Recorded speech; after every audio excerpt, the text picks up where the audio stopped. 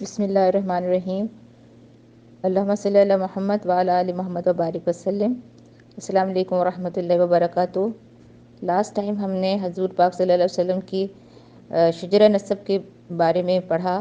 اور اس سلسلے میں ہم پھر حضرت عبدالمطلب تک پہنچے تھے، اور حضرت عبدالمطلب کے بارے میں ہم نے کافی ان کی زندگی کے بارے میں جانا، اور آج بھی ہم مزید تھوڑا سا اور عبدالمطلب کے بارے میں پڑھیں گے، خاص کر ان کے اس خواب کے بارے میں جو انہوں نے زمزم کے کنویں کے متعلق دیکھا تھا، جو اس وقت ان کے زمانے میں بند ہو گیا تھا اور جس کا نام و نشان مٹ گیا تھا۔ اور اس کا واقعہ کچھ اس طرح ہے کہ جیسے کہ ہم سب جانتے ہیں کہ قبیلہ جرہم کا اصل وطن یمن تھا، اور جب یمن میں قحط پڑا تو بنی جرہم معاشی تلاش میں وہاں سے نکلے، اور اس اثناء میں ان کی ملاقات حضرت اسماعیل علیہ السلام ان کی والدہ حضرت ہاجرہ سے زمزم کے کنویں کے قریب ہوتی ہے، اور بنو جرہم کو وہ جگہ بہت پسند آتی ہے اور اس جگہ وہ قیام کرنے کا فیصلہ کر لیتے ہیں۔ اب وہاں پہ جب وہ قیام پذیر ہو جاتے ہیں تو وہاں حضرت اسماعیل علیہ السلام کی شادی اسی قبیلہ یعنی کہ بنو جرہم کی ایک خاتون سے ہو جاتی ہے۔ اللہ تعالیٰ حضرت اسماعیل علیہ السلام کو نبی بنانے کے بعد عمالقہ جرہم اور اہل یمن کی طرف مبعوث کرتے ہیں، اور 130 سال کی عمر میں حضرت اسماعیل علیہ السلام کا انتقال ہوتا ہے، اور پھر وہ حطیب میں اپنی والدہ کے قریب دفن ہوتے ہیں۔ حضرت اسماعیل علیہ السلام کی وفات کے بعد ان کی وصیت کے مطابق ان کے بیٹے کدار خانہ کعبہ کے متولی ہوتے ہیں، اور اسی طرح بنو اسماعیل خانہ کعبہ کے متولی ہوتے رہے ایک کے بعد ایک اس طرح۔ اور زمانے کے ساتھ ساتھ پھر بنو اسماعیل اور بنو جو جرہم تھے ان میں کچھ اختلافات پیدا ہو جاتے ہیں، یہاں تک کہ نوبت کافی لڑائی جھگڑے کی ہو جاتی ہے، اور بالآخر بنی جرہم جو ہیں وہ غالب آ جاتے ہیں اور مکہ میں جرہم کی حکومت قائم ہو جاتی ہے۔ کچھ عرصے کے بعد جرہم کے جو حکام کے لوگ ہوتے ہیں وہ لوگوں پر ظلم و ستم کرنے لگتے ہیں، اور اتنا ظلم کرتے ہیں کہ اولاد اسماعیل جو ہوتی ہے وہ مکہ کے اطراف میں آباد ہو جاتی ہے۔ جرہم کا جب ظلم اور ستم زیادہ بڑھ جاتا ہے، اور حتیٰ کہ وہ بیت اللہ کی بھی بے حرمتی کرنے لگتے ہیں، تو پھر ہر طرف سے عرب کے قبائل ان کے مقابلے کے لیے کھڑے ہو جاتے ہیں،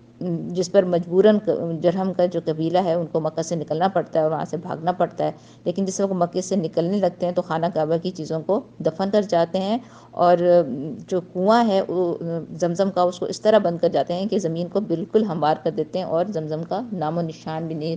پھر وہاں پہ رہنے انہوں نے دیا۔ اب جب بنی جرہم وہاں سے چلے گئے تو پھر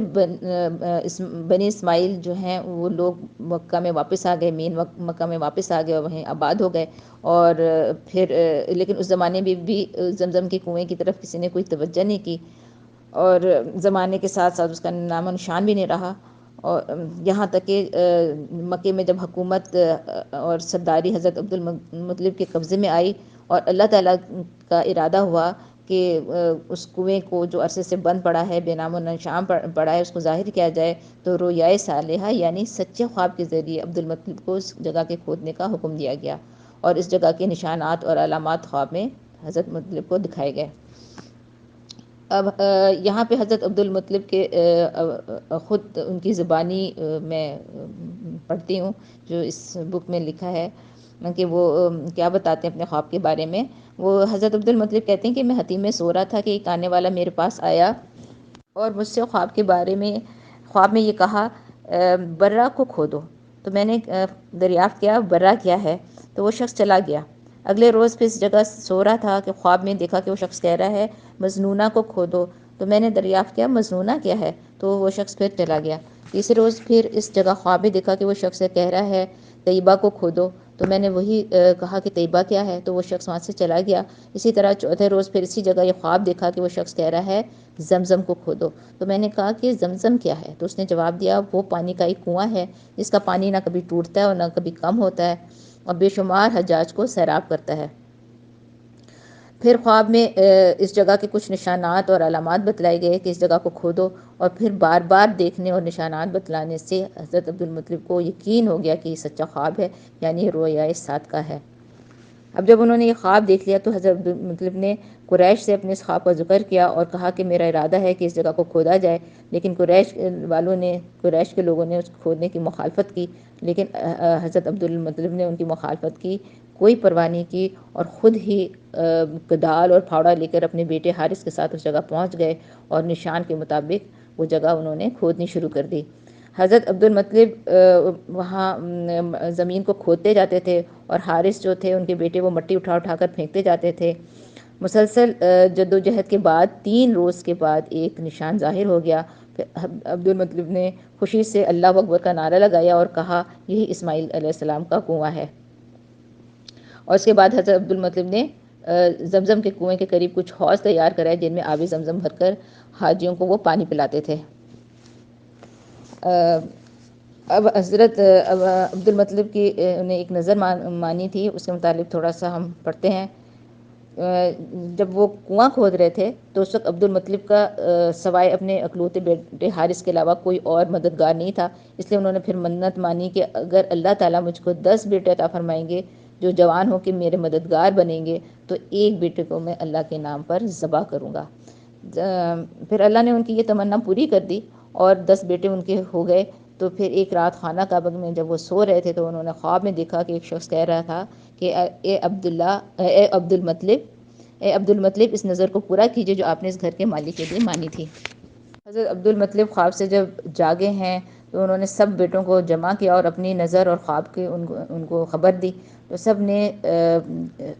اس بات پر ایگری ہو گئے اور سب نے یہی کہا کہ آپ اپنی نظر پوری کریں اور جو چاہے کریں۔ تو اب کیا ہوتا ہے کہ حضرت عبد المطلب نے سب بیٹوں کے نام پر قرعہ ڈالتے ہیں، اور اتفاق سے جو قرعہ ہے وہ حضرت عبداللہ کے نام پر نکلتا ہے جس کو عبد المطلب سب سے زیادہ چاہتے ہیں، سب سے زیادہ پیار کرتے ہیں۔ اب لیکن ظاہر ہے قرعہ تو اب حضرت عبداللہ کے نام پر نکل آتا ہے، تو پھر اب وہ ان کا ہاتھ پکڑ کے قربان گاہ کی طرف لے چلتے ہیں، اور ساتھ میں ان کے دوسرے ہاتھ میں چھری ہوتی ہے۔ یہ سارا معاشرہ دیکھ کے حضرت عبداللہ کی بہنیں رونے لگتی ہیں، اور ان میں سے ایک بہن یہ کہتی ہے کہ آپ 10 اونٹوں اور عبداللہ میں قرعہ ڈال کے دیکھیے، اگر قرعہ اونٹوں کے نام پر نکل آئے تو 10 اونٹوں کی قربانی کر دیجئے اور ہمارے بھائی عبداللہ کو چھوڑ دیجئے۔ اور اس وقت 10 اونٹ جو ہوتے تھے وہ ایک آدمی کی دیت اور خون بہا ہوتے تھے۔ تو انہوں نے اب جب قرعہ ڈالا تو اتفاق سے حضرت عبداللہ کا ہی نام نکلا، یعنی کہ جب انہوں نے اس بہن نے مشورہ دیا حضرت عبداللہ کی، تو جب انہوں نے دوبارہ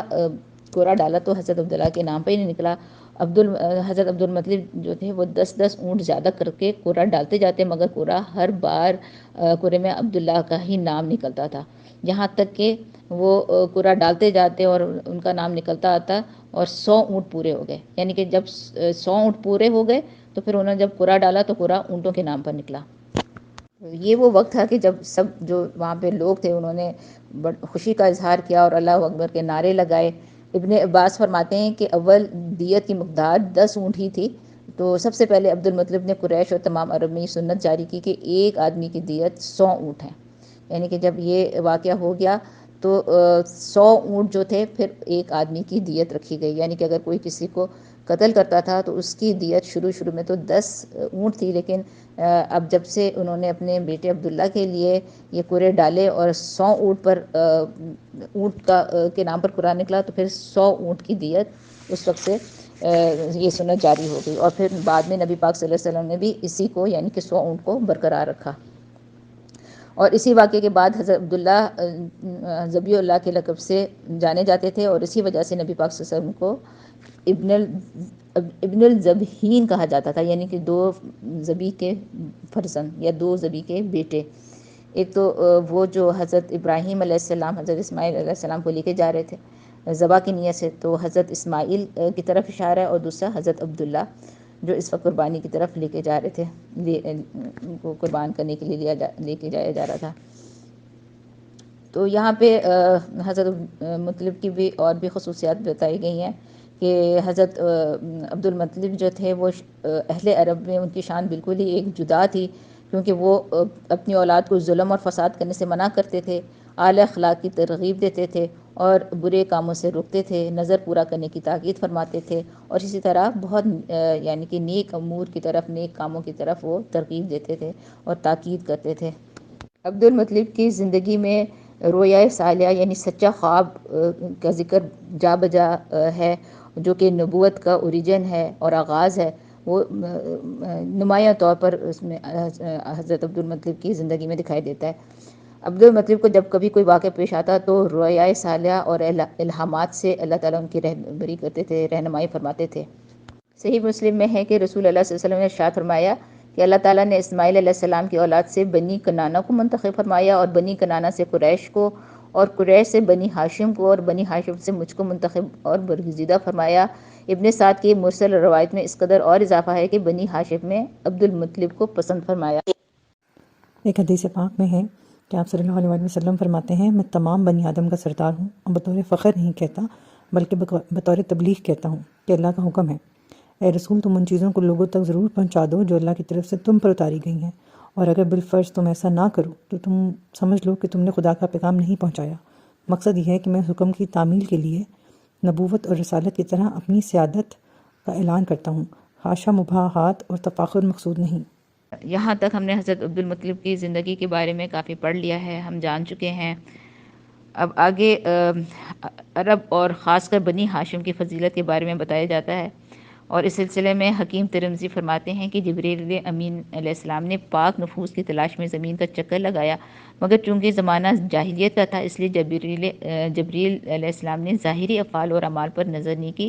بلکہ ان کی فطرت اور ان کی استطاعت پر نظر کی۔ تو جب انہوں نے اس طرح مطلب وہاں پہ ان کی تلاش کی، تو اس اعتبار سے عموماً عرب اور خاص کر بنی ہاشم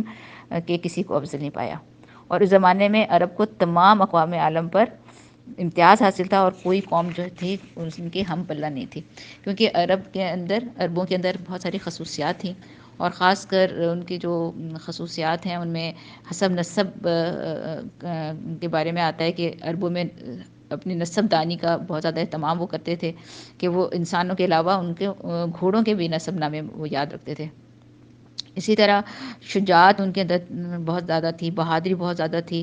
کہ ان کا حال یہ شجاعت کا حال یہ تھا کہ جس وقت سارا عالم کیسرا اور کسرا کا محکوم بنا ہوا تھا، غلام بنا ہوا تھا، تو عرب اس وقت اپنی بے سر و سامانی کے باوجود کسی کے محکوم نہیں تھے۔ اب پھر ان کے اندر سخاوت اور اثار کا بہت جذبہ تھا، اور اس کا حال یہ تھا کہ ایک مہمان کی خاطر پورا اونٹ ذبح کر ڈالتے، خود بھوکا رہنا گوارا کرتے، مگر مہمان کا بھوکا رہنا ان کے لیے ممکن نہیں تھا۔ اور اسی طرح قوت حافظہ بہت زیادہ تھی عرب کی۔ قوت حافظہ کی جب بات کی جائے تو 100 شعر کا قصیدہ ایک ہی مرتبہ سن کر انہیں یاد ہو جاتا تھا۔ اور پھر ایک اور خصوصیت کہ ان کے اندر غیرت بہت تھی، غیرت اور حمیت بہت زیادہ تھی، اور غیرت اور حمیت کا یہ حال تھا کہ اپنی یا اپنے قبیلے کی ادنیٰ بے حرمتی پر جان اور مال کو پانی کی طرح بہا ڈالتے تھے۔ اور فصاحت و بلاغت کے بارے میں تو سبھی جانتے ہیں کہ فصاحت اور بلاغت میں کوئی زبان عربی زبان کے پاسنگ بھی نہیں ہے۔ یہاں بس اب آج یہیں تک، پھر نیکسٹ ٹائم ہم آگے پڑھیں گے۔ السلام علیکم، جزاک اللہ خیر و احسن الجزا۔